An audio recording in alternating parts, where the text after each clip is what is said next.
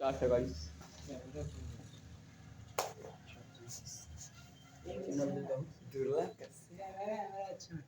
शांत रहिए।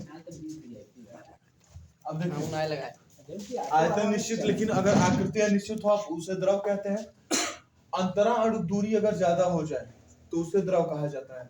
अंतराणु बल कम हो तो उसे भी द्रव कहते हैं।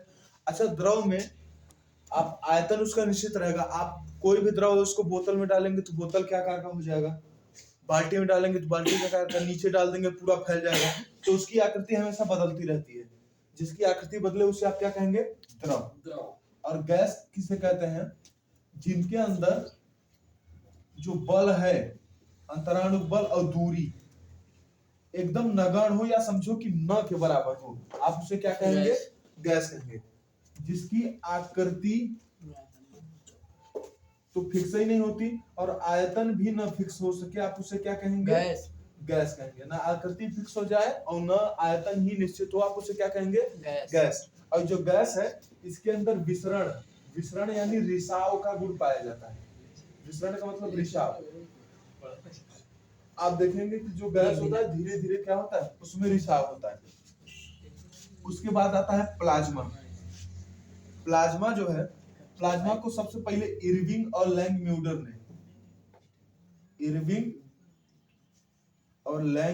ने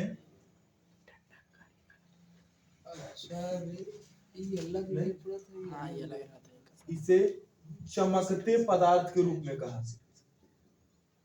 ये चमक रहा था, इसे चमकता पदार्थ का, इरविंग और लैंग म्यूडर ने इसे चमकता पदार्थ कहा। ठीक, कोई भी इरविंग और लैंग म्यूडर ने इसे चमकता पदार्थ कहा। और प्लाज्मा कोई भी अगर ठोस है, ठोस को आप गर्म करेंगे तो द्रव बनेगा, द्रव को आप गर्म करेंगे तो गैस बनेगा, और गैसों को आप जब गर्म करेंगे तो प्लाज्मा बनेगा। इसका ताप लगभग 6000 से 7000 डिग्री सेल्सियस अगर आप देते हैं तो वो प्लाज्मा के रूप में परिवर्तित हो जाएगा। प्लाज्मा जो रहता है एकदम लुब्रिकेट रहता है, लुब्रिकेंट रहता है, जिसे आप लोग खकार उखार के थूक दीजिए वैसे प्लाज्मा रहता है। प्लाज्मा का जो नेचुरल स्रोत है, आप बिजली देखेंगे। और उसके बाद प्लाज्मा का दूसरा स्रोत है सूर्य। प्लाज्मा का दूसरा स्रोत कौन है, सूर्य। सूर्य में भी ऊर्जा प्लाज्मा के ही कारण है। अब जैसे आप समझो कि घर में आप खिचड़ी उचड़ी बना रहे हैं, प्लाज्मा का ही रूप है। अगर खिचड़ी पानी एकदम देखते मिल जाता है तो उसका ताप एकदम ज्यादा रहता है। अगर प्लाज्मा को आप लेके दौड़ेंगे तो खिचड़ी उड़ेगा, ऊपर आएगा और जरावरा देगा। वैसे ही सूर्य जब आगे जाता है तो इससे उड़ता है प्लाज्मा, और इस प्लाज्मा को बोलते हैं अरोरा। इस प्लाज्मा को क्या बोलते हैं, अरोरा बोलते हैं। सूर्य आगे बढ़ा और प्लाज्मा उड़ा, और प्लाज्मा उड़ के नीचे गिरा तो इसे क्या बोलेंगे, अरोरा बोलेंगे। ठीक, अब इसके बाद आता है बीसी, बोस-आइंस्टीन कंडेंसेट। जो बोस-आइंस्टीन अवस्था है इसकी खोज किया था बोस और आइंस्टीन ने। इसकी खोज कौन किया था, बोस और आइंस्टीन ने। दो अलग अलग वैज्ञानिक थे, बोस और आइंस्टीन ने किया था। इसमें क्या किया जाता है, गार्ड पार्टिकल बोसान को आप प्रकाश के वेग से टकराते हैं। किस वेग से टकराया जाता है, प्रकाश के वेग से टकराते हैं। अगर बोसान यानी गार्ड पार्टिकल को प्रकाश के वेग से आपस में टकराया जाता है तो पदार्थ की पांचवी अवस्था प्राप्त होती है। बोसान पार्टिकल को प्रकाश के वेग से आपस में टकराते हैं तो पदार्थ की पांचवी अवस्था प्राप्त होती है, जिसको हम लोग कहते हैं बोस-आइंस्टीन कंडेंसेट। अभी जो बोसान पार्टिकल है इसकी खोज किया था बोस ने। इसकी खोज किसने किया था, जगदीश चंद्र बोस ने। अब जिस मशीन से इसको टकराया गया उस मशीन का नाम है लार्ज हेड्रल कोलाइडर। लार्ज हेड्रल कोलाइडर नामक मशीन से इसको टकराया गया, और ये मशीन अभी जनेवा में है। ये जो पदार्थ की पांचवी अवस्था प्राप्त हुई, इसकी कोई पुष्टि नहीं हुई कि ये पदार्थ की पांचवी अवस्था है ही, बस इसको कहा जाता है कि ये पदार्थ की पांचवी अवस्था है। ठीक है, ये हो गया भौतिक आधार। भौतिक आधार के बाद आता है रासायनिक आधार। रासायनिक आधार आप जानते हैं, इसको तीन भागों में बांटा गया। पहला है तत्व और दूसरा है यौगिक और तीसरा है मिश्रण। तत्व यौगिक मिश्रण। तत्व को इंग्लिश में कहते हैं एलिमेंट्स, और यौगिक को बोलते हैं कंपाउंड,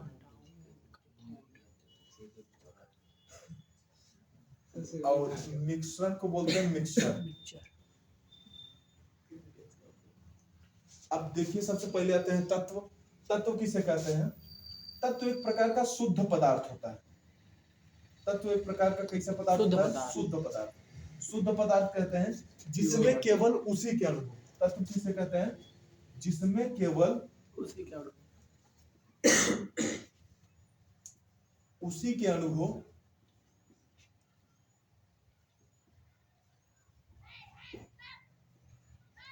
उसे तत्व कहते हैं। उसे क्या कहते हैं? उसे तत्व कहते हैं। जिसमें केवल उसी के अणु हो उसे तत्व कहते हैं। जैसे आप देखेंगे हाइड्रोजन, आप देखिए हीलियम, देखिए आप सोडियम, देखिए आप जिनान, देखिए आप पोटेशियम, देखिए कैल्शियम, देखिए क्लोरीन, देखिए फ्लोरीन, देखिए ब्रोमीन, देखिए। तो ये सब तत्व हैं। इन सब में केवल उसी के अणु है। और जैसे दूसरा आप पहचानना चाहें तो तत्व आपको हमेशा सिंगल मिलेगा, अकेला, और इसी से सब बनता है। सिंगल ऐसे सब बनता है। अब आप समझ लीजिए कितना बड़ा आपको उदाहरण देना चाहता है। जो सिंगल है वो आगे जाकर कुछ न कुछ बनेगा, आगे जाकर कुछ न कुछ बनेगा। तो कोई भी कुछ भी बनता है तो तत्व आप किसे कहेंगे? जो आपको हमेशा सिंगल दिखेगा, जो आपको सिंगल मिले, अकेला मिले, आप उसे क्या बोलेंगे? तत्व। जैसे हाइड्रोजन देखिए सिंगल है, हीलियम देखिए सिंगल है, सोडियम सिंगल है, जिनान सिंगल है, potassium, calcium, chlorine, fluorine, bromine, iodine, आप जितना देखेंगे तत्व आपको हमेशा सिंगल मिलेगा। तो आप सिंगल से ही कुछ बनता है बढ़िया। हमेशा अगर सिंगल है तो उसी से कुछ बढ़िया बनेगा, वरना नहीं बढ़िया बनने वाला है।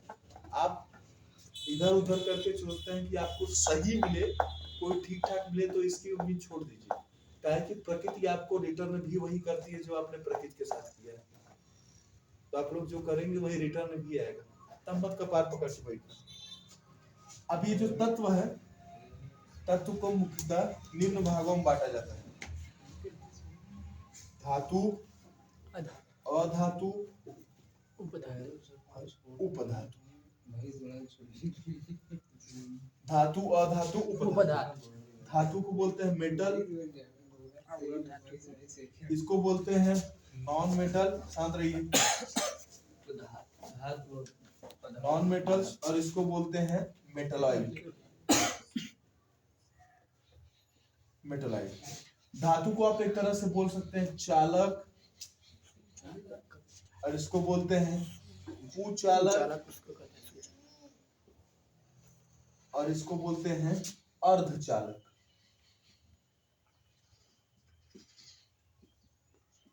अब इसी में आपको 75 नौटंकी देखने को मिलेगा। जैसे आप देखेंगे तो किसी किसी किताब में लिखा हुआ चालक, सुचालक, तो मतलब तो वही है। मतलब तो वही है कि जो आपको कहा जा रहा है चालक है कि सुचालक है कि कुचालक है। अब देखिए धातुएं जो रहती है हमेशा चालक रहती है। कैसे? धातुएं इलेक्ट्रॉन का त्याग करती हैं। धातुएं इलेक्ट्रॉन का क्या करती हैं? त्याग। अधातुएं इलेक्ट्रॉन को क्या करती हैं? ग्रहण करती हैं। अब इसके अंदर दोनों, जो उपधातु है या अर्धचालक है, ये ग्रहण और त्याग दोनों करते हैं। दोनों करता है। ये इलेक्ट्रॉन का ग्रहण और त्याग क्या करता है? दोनों करता है। जब ये इलेक्ट्रॉन त्यागेगा तो इसके ऊपर पॉजिटिव धन आयन आएगा, ये ग्रहण करेगा तो इसके ऊपर ऋण आयन आएगा, और इसके ऊपर धन और ऋण आयन दोनों आता है।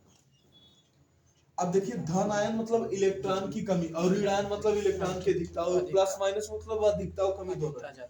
अब देखिए जो धातु की चीज रहती है वो तो इलेक्ट्रॉन निकाल रहा है तो उसके अंदर इलेक्ट्रॉन की कमी है, तो आप जितना इलेक्ट्रॉन देंगे वो धड़ाधड़ इलेक्ट्रॉन लेगा, धड़ाधड़ इलेक्ट्रॉन लेगा और एकदम बढ़िया से काम करेगा। तो वैसे ही आप देखेंगे जो वस्तुएं इलेक्ट्रिक रहती हैं, जो वस्तुएं कैसी रहेंगी? इलेक्ट्रिक। जो वस्तुएं इलेक्ट्रिक रहेंगी वो सारी इलेक्ट्रिक वस्तुएं किसकी बनेंगी? धातु की। जैसे आप देखिए पंखा, देखिए आपको कहीं आप लोग खरीदने जाएंगे कहीं कॉपर का पंखा दीजिए, क्यों? क्योंकि कॉपर एक धातु है, सब बढ़िया से इलेक्ट्रिक, एकदम बढ़िया हुमस की इलेक्ट्रिक कॉइल है। पंखा हो गया, हीटर हो गया, कूलर हो गया, पंखा हो गया, हीटर हो गया, कूलर हो गया, उसके बाद एसी हो गया, इंडक्शन हो गया। तो ये सारी चीजें जो है इसमें आप देखेंगे तो इलेक्ट्रिक करंट है वो बहुत तेजी से प्रवाहित होता है, लेकिन अधातु में ये इलेक्ट्रिक जाता ही नहीं, क्योंकि पहले से इसमें इलेक्ट्रॉन दिखता है और इलेक्ट्रॉन कहाँ से जाएगा। और जो ये उपधातु है ये ग्रहण भी कर सकता है, त्याग भी कर सकता है, आप जैसा बनाना चाहें। आपका मन भी ऐसा ही है, आप इसको जैसा बनाना चाहें। ये उपधातु की तरह है, अगर बढ़िया बनाना चाहेंगे तो बढ़िया, खराब बनाना चाहेंगे तो खराब। तो इलेक्ट्रॉन को ग्रहण और त्याग दोनों करे, तो इससे जो वस्तुएं बनती है उसको बोलते हैं इलेक्ट्रॉनिक, इसको बोलते हैं इलेक्ट्रॉनिक। इसमें जो करंट है वो तनी तनी जाता है, मतलब रुक रुक के तनी तनी सा जाता है, हल्का हल्का करंट जाता है। अब इससे बनी वस्तुओं को आप देखिए, जैसे हो गया मोबाइल का आप चार्जर देखिए, चार्जर के आगे आपको जैसे ऐसे लगा रहेगा, उसमें सब उपधातु है, उसमें सब क्या है, उपधातु हो गया। चार्जर हो गया, मोबाइल हो गया, मोबाइल भी आप देखिए, मोबाइल की दुकान पे जाएंगे तो वहां पे लिखा रहेगा इलेक्ट्रॉनिक शॉप।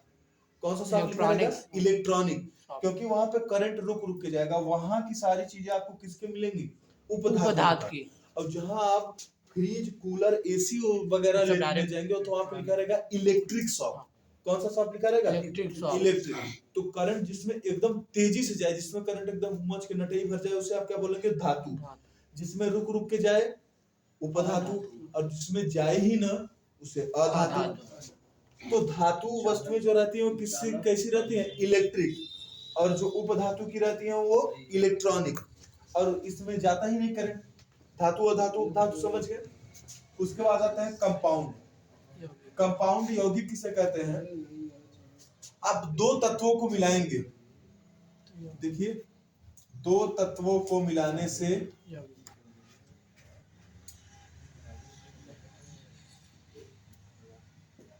क्या बनता है, यौगिक।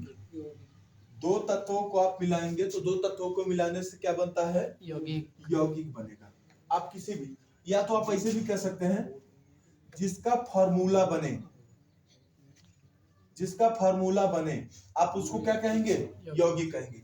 जैसे देखिए H2O, CO2, NaCl, H2SO4, formula बन रहा है ना। Yes sir. जिसका भी आपको फार्मूला बनता दिखाई दे, आप सीधा सीधा उसको क्या कह दीजिए, यौगिक। सीधा सीधा क्या कह देंगे उसको, यौगिक। और ये जो यौगिक है, यौगिक आपको दो प्रकार के देखने को मिलेंगे। कितने प्रकार के, दो प्रकार। दो, एक है कार्बनिक यौगिक, एक कौन सा है, कार्बनिक, और दूसरा है अकार्बनिक। एक है कार्बनिक और दूसरा क्या है, कार्बनिक।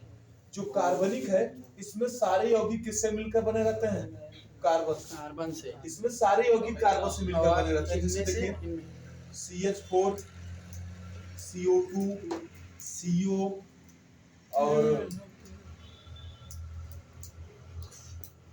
C2H5OH, शराब जिसको आप लोग कहते हैं। तो इसमें सारे यौगिक किससे मिलकर बने आपको मिल रहे हैं, कार्बन से। मतलब जिसका पूरा, जैसे आप देखिए गांव में जाएंगे तो आपको एक विशेष बस्ती मिलेगी, जैसे पणान मिलेगा, मिश्रान मिलेगा, शुक्लान मिलेगा।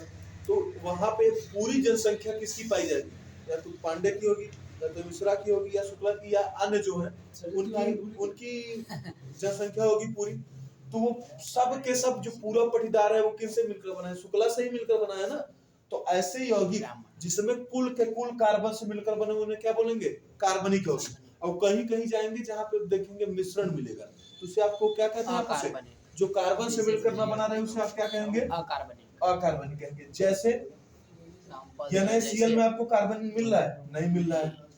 अब देखिए आपको H2SO4 में कार्बन मिल रहा है, नहीं मिल रहा है। K2SO4 में आपको कार्बन मिल रहा है, नहीं मिल रहा है। तो जिसमें आपको कार्बन मिले उसे कार्बनिक यौगिक, जिसमें कार्बन न मिले उसे अकार्बनिक यौगिक। ये समझ गए, यस सर। अब बताते हैं आपको आगे। न लिखे हो तो लिख लीजिए आप लोग फटाक से, ठीक है। न लिखे हो तो फट से लिख लीजिए इसको।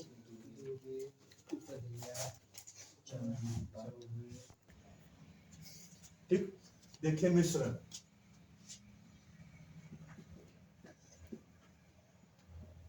मिश्रण में क्या कहा जाता है? दो या दो से अधिक यौगिकों को मिलाने पर,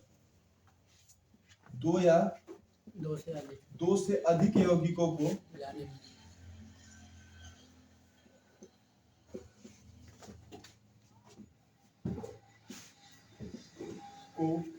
मिलाने पर मिश्रण बनता है। तो आप लोग क्या है?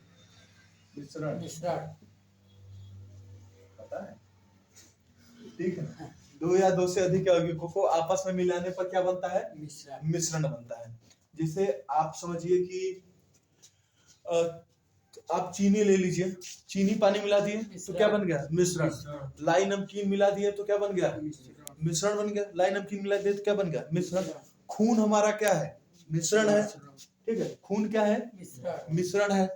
आप गरम मसाला देखो क्या है? मिश्रण। आप सब्जी बना रहे हैं तो क्या है? मिश्रण। तो दो या दो से अधिक यौगिकों को जब आपस में आप मिलाते हैं तो क्या बन जाता है? मिश्रण। मिश्रण को आप मुख्यतः दो भागों में बांट देते हैं, समांगी मिश्रण, विषमांगी और असमांगी। शांत रहिए। विषमांगी और समांगी। विषमांगी मिश्रण को बोलते हैं हेटेरोजीनस,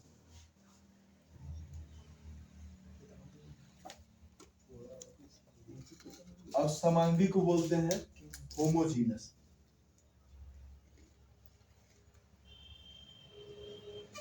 हेटेरोजीनस और होमोजीनस। विषमांगी मिश्रण, समांगी। ठीक है, बाहर चले जाओ, नहीं तो बड़ी मार मारेंगे। बाहर निकलिए। विषमांगी और समांगी। ठीक, तो विषमांगी मिश्रण को बोलते हैं हेटेरोजीनस और समांगी मिश्रण को बोलते हैं होमोजीनस। अब विषमांगी मिश्रण किसे कहते हैं? जब दो यौगिकों को मिलाएं और आपस में न मिले, वो आपस में न मिले तो उसे आप क्या बोलेंगे? विषमांगी।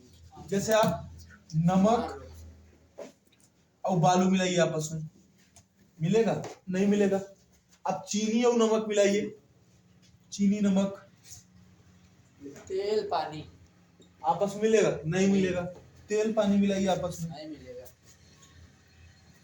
तेल पानी मिलाइए, मिलेगा? नहीं मिलेगा। अब आप देखिए विषमांगी मिश्रण का और एग्जांपल, जैसे आप लोग लाई भुजवाते हैं, जिसको आप लोग भूजा कहते हैं, भूजा। भूजा लाई जो आप लोग खाते हैं, उसमें कुल प्याज व्याज कुल काट के मिला के देता है, मिलता है? नहीं मिलता। आप लोग देखिए घर में गरम मसाला, गरम मसाले में कई प्रकार का रहता है, इलायची पता नहीं क्या, जीरा अदरक क्या मिलाया जाता है। तो अगर आप उसको देखें इसे तो वो कौन सा मिश्रण है? विषमांगी। कौन सा मिश्रण है? विषमांगी मिश्रण है। लेकिन अब जैसे देखो, हाँ आप लोग देखे होंगे, आप लोग जब गेहूं कटाते हैं तो उसमें कंकड़ उकड़ आ जाता है, तो कंकड़ और गेहूं कौन सा मिश्रण है? विषमांगी मिश्रण है। दाल उल बीनते हैं आप, जैसे दाल में आप अरहर का दाल ले लीजिए, मसूर का दाल ले लीजिए, चने का दाल ले लीजिए, है तो कुल दालें, लेकिन आपस में मिला देंगे तो मिल पाएगा? नहीं मिल पाएगा। तो वो भी कौन सा मिश्रण है? एक प्रकार का विषमांगी। कौन सा मिश्रण है? विषमांगी। ठीक है, लेकिन समांगी मिश्रण में क्या होता है? ये आपस में एकदम क्या करें? मिल जाए। अगर आपस में मिल जाए, आपस में मिल जाए तो आप उसे कौन सा मिश्रण कहेंगे? उसे समांगी मिश्रण कहेंगे। ठीक है, आपस में मिल जाए तो उसे कौन सा मिश्रण कहा जाएगा? समांगी मिश्रण कहा जाएगा। जैसे देखिए खून,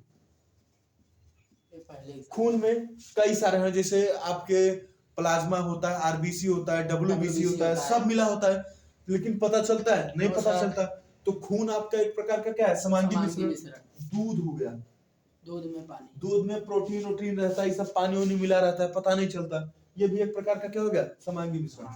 अब देखिए अगर गरम मसाला है जो खड़ा है, नहीं पता चल रहा है, पता चल रहा है, लेकिन अगर उसी आप मसालों को पीस दीजिए, मसाला वगैरह है, मसाला को आप पीस दीजिए तो नहीं पता चलेगा। कौन सा मिश्रण हो गया? समांगी मिश्रण। वही जो आप भुजा लाई भुजा के खा रहे हैं, अगर आप उसी को पीस दीजिए तो कौन सा मिश्रण हो गया? समांगी मिश्रण हो गया। आप सब्जी बना रहे हैं, सब्जी में आलू वगैरह डाल रहे हैं, तो आलू और पानी उसका जो है विषमांगी है, लेकिन पानी और मसाला वसाला जो है वो पानी में मिल गया तो वो क्या हो गया? समांगी। अब देखिए मंचूरियन बनाता है, एकदम हिला देता है पूरा, गैस ऐसा लगता है इतना उठा पटकता है उसको, चाउमीन को कितना ऊपर उड़ाता है, पूरा फार्मूला ही रद्द हो जाता है वहां पे, फार्मूला खत्म, कौनो फार्मूला नहीं बचता, कुल फार्मूला वहां पे आके पहुंच के खत्म हो जाता है। तो वो भी कौन सा एक प्रकार का मिश्रण है? समांगी मिश्रण। कुल मिला दे रहा है उसमें, पता नहीं 75 तरह का सॉस मिला के बना देता है, और जो ज्यादा खा लेता है अगले दिन खेत में जवाब देना होता है। ठीक, तो कौन सा मिश्रण हो गया? समांगी मिश्रण हो गया। खून कौन सा मिश्रण हो गया? समांगी। अच्छा, मोबिल आप देखिए, मोबिल में पता चलता है कौन कौन सा तेल डाला गया है? नहीं पता चलता, तो वो भी क्या हो गया? समांगी। ग्रीस देखो, ग्रीस में पता चलता है? नहीं पता चलता, तो भी एक प्रकार का क्या है? समांगी मिश्रण। तो जिसमें सब आपस में मिल जाए, आप जैसे समझो कि आप दाल चावल लिए अलग अलग, विषमांगी है, लेकिन आप उसी को कुकर में बंद करके 3-4 सीटी मार दीजिए, एकदम आपस में मिल जाए वो, तो विषमांगी से वो किसमें बदल गया? समांगी। किसमें बदल गया? समांगी। अगर आप किसी को अलग अलग पहचान ले रहे हैं तो उसे आप क्या कहेंगे? विषमांगी। और लेकिन अगर एक में मिल जाए और आप उसे पहचान ही ना पाए, उसे कौन सा मिश्रण कहेंगे? समांगी मिश्रण कहेंगे। दो या दो से अधिक यौगिकों को आपस में मिलाने पर क्या बनता है? मिश्रण बनता है। क्या बनता है? मिश्रण। रासायनिक आधार पर कितने भागों में बांटा गया? 3। तत्व यौगिक मिश्रण। तत्व वह शुद्ध पदार्थ है जिसमें केवल उसी के अणु हैं, केवल उसी के अणु। अगर आपका कॉन्सेप्ट क्लियर, अगर आप पढ़ना चाहते हैं और आप केवल पढ़ रहे हैं तो आप केवल तत्व हैं। और तत्व को डिस्टर्ब करने के लिए बहुत लोग आते हैं, तत्व को डिस्टर्ब करने के लिए अलग अलग तत्व, बहुत ऊर्जा दी जाती है कि कैसे भी बिगड़ जाए। कोई नहीं तो कोई गरिया देगा, कोई झगड़ा कर लिया, ऐसे नहीं माने। तो सबसे बड़ा एग्जाम्पल है स्त्री, कोई आके आई लव यू बोल दी, अब तो जाओगे, अब तो जाओगे ही जाओगे, कैसे भी करके जाओगे। अब देखो, आप अभी माला जप रहे हो कि हमको टॉप करना है, इंटर टॉप करना है, इंटर टॉप करना है, हाई स्कूल टॉप करना है, आप माला जप रहे हो, हमको ये बनना है। अब कोई आया धीरे से, देख रहा है सब टैलेंटेड है, पढ़ रहा है लड़का, तो धीरे से आके कोई बोला आप हमको बहुत अच्छे लगते हैं, हो गया, कुल पढ़ाई चौपट हो गई, सारा फार्मूला आपका रद्द हो गया, खत्म हो गया। तो वैसे तत्व बन के पढ़िए। अगर आप सिंगल हैं तो आप आगे जाकर देख रहे हैं ना कुछ बनाएंगे, अगर नहीं है तो फिर कुल खत्म हो गया। ठीक है, तत्व रहते हैं 3 प्रकार के, धातु, अधातु, उपधातु। धातु को चालक बोलते हैं, अधातु को कुचालक बोलते हैं, और उपधातु को अर्धचालक बोलते हैं। धातुएं जो रहती हैं इलेक्ट्रॉन को त्याग कर हमेशा क्या बनाती है? धन आयन। ये ग्रहण करके धातु है ऋण आयन, और उपधातु ग्रहण त्याग